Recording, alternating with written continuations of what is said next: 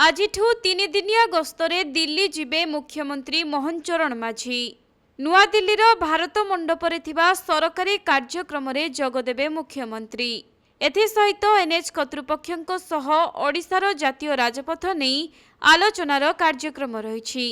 एही गस्त अवसर रे बहु केंद्र मंत्री और केंद्रीय नेतृत्व को मध्य मुख्यमंत्री मोहन चरण माझी भेटिबार कार्यक्रम थिबा सूचना मिली। तेबे जुलाई 26 तारिख रे नीति आयोग बैठक रे जोग देबा पई 4 दिनिया दिल्ली गस्तरे जाइथिले मुख्यमंत्री। एथिसहित राज्यर विभिन्न प्रसंग को नहीं मध्य केंद्र मंत्री माननकु भेटिथिले सीएम। आउ एबे पुणी थरे दिल्ली गस्तरे जिबे मुख्यमंत्री मोहन चरण माझी।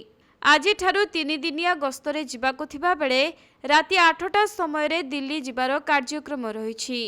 तेबे राज्य को नूतन प्रकल्प एवं कोस्टाल हाईवे संपर्क रे केंद्र मंत्री सह सविशेष आलोचना करिबे बोली सूचना रही।